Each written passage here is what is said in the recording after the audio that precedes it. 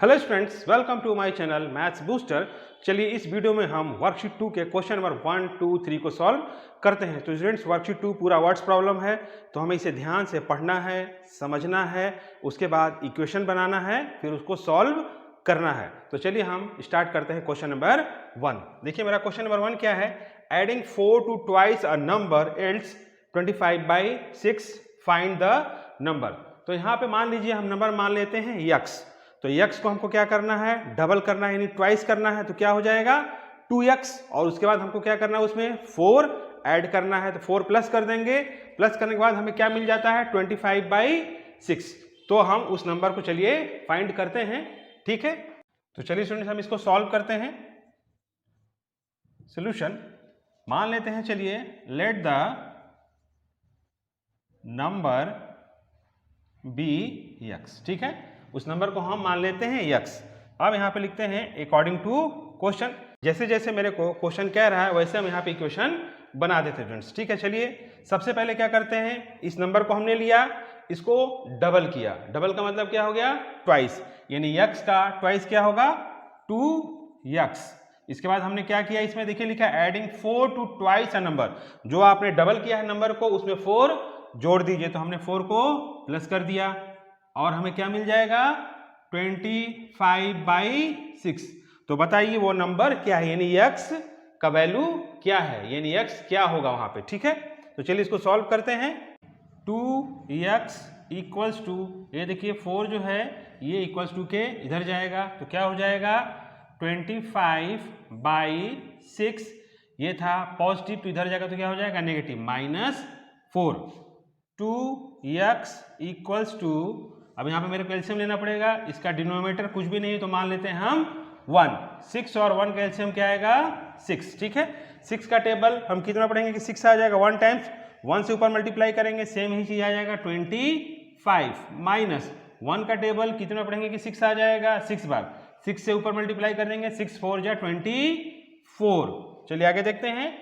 2x equals to 25 में से 24 जाएगा, कितना बचेगा 1, यानी 1/6। अब चलिए यहाँ पे करते हैं क्रॉस मल्टीपल x का वैल्यू फाइंड करने के लिए। 2x into 6 equals to 1, 12x equals to 1, 2 6 जा 12x हो जाएगा यहाँ पे, ठीक है।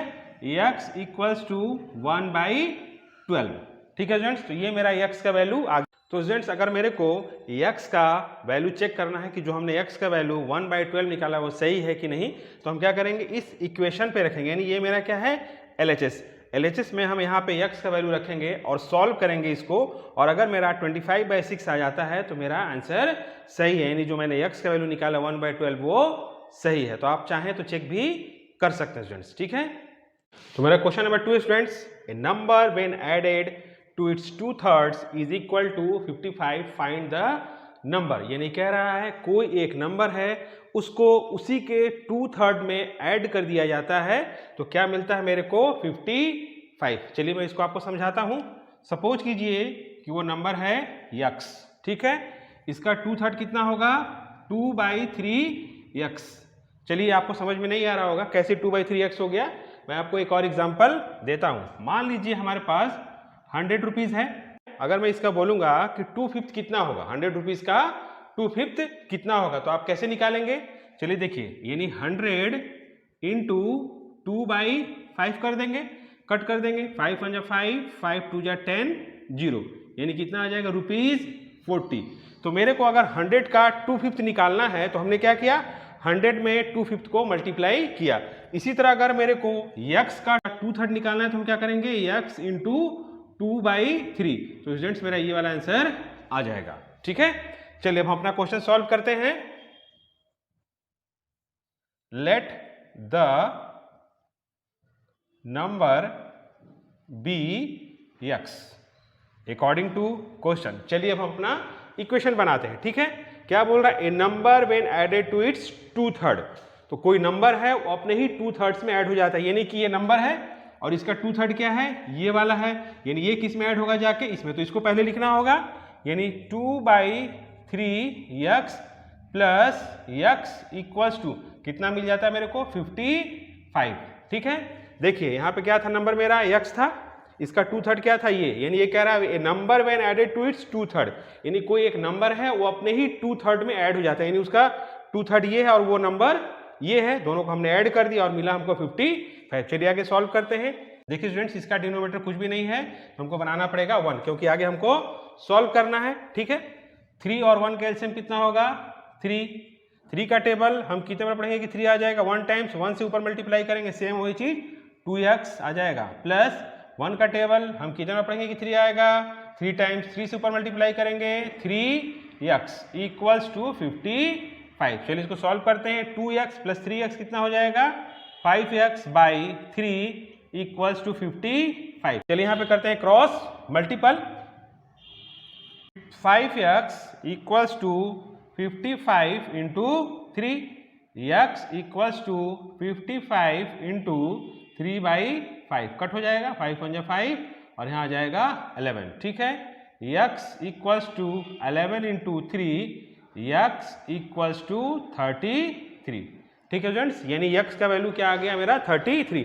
अगर आपको चेक करना है कि ये मेरा x का वैल्यू सही है या गलत जो हमने निकाला है यहाँ पे, तो आप क्या करेंगे यहाँ पे रखेंगे, ये मेरा क्या है LHS, इसमें आप x का वैल्यू पुट करेंगे और सॉल्व करेंगे। अगर आपको 55 मिलता है तो आपने जो x का वैल्यू निकाला है वो बिल्कुल सही है स्टूडेंट्स, तो आप एग्जाम में इसको चेक भी कर सकते हैं, ठीक है स्टूडेंट्स। तो क्वेश्चन नंबर 3 है मेरा students, a number when multiplied by 4 exceeds itself by 45।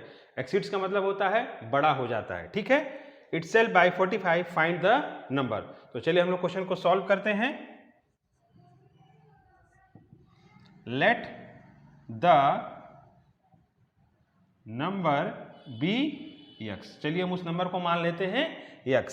According to question देखिए मेरा क्या इक्वेशन बनता है, a number when multiplied by 4, ये नंबर है, ये किससे मल्टीप्लाई हो रहा है 4 से, तो क्या हो जाएगा 4x, ठीक है। एक्सीड्स इटसेल्फ बाय 45, तो ये नंबर 4 से मल्टीप्लाई हो गया और क्या हो रहा है एक्सीड इटसेल्फ बाय 45, वो खुद से 45 बड़ा हो जाता है, तो इक्वल्स टू यहाँ पे लगाएंगे x प्लस 45, यानी x जो है ये क्या हो गया खुद से 45 बड़ा हो गया, यानी x में हम 45 प्लस कर देंगे। अब चलिए इसको सॉल्व करते हैं। 4x, ये x जो है उठ के इधर आएगा तो क्या हो जाएगा -x equals to 45, 3x, 4x में से -x होगा तो 3x आएगा equals to 45, x equals to 45/3, ठीक है। अब क्या आ जाएगा x इक्वल्स टू, इसको काट देंगे 3 1 जा 3 और ये कितना हो जाएगा 15, यानी x का वैल्यू कितना आ गया मेरा यहाँ पे 15। तो स्टूडेंट्स अगर मेरे को चेक करना है कि मेरा आंसर सही है कि नहीं, तो हम इस इक्वेशन पे पुट करके देखेंगे, यानी x का वैल्यू इधर भी रखेंगे और x का वैल्यू इधर भी रखेंगे। अगर मेरा दोनों LHS RHS दोनों मेरा सेम आ जाता है, यानी कि जो हमने x का वैल्यू निकाला है वो सही है। ये आप वर्कशीट 1 में बहुत अच्छे से सब कुछ पढ़ चुके हैं स्टूडेंट्स, ठीक है। तो स्टूडेंट्स मेरा यहाँ पे वर्कशीट 2 का क्वेश्चन नंबर 1 2 3 सॉल्व हुआ। नेक्स्ट वीडियो में हम देखते हैं क्वेश्चन नंबर 4 5 6 को। Okay, thank you students.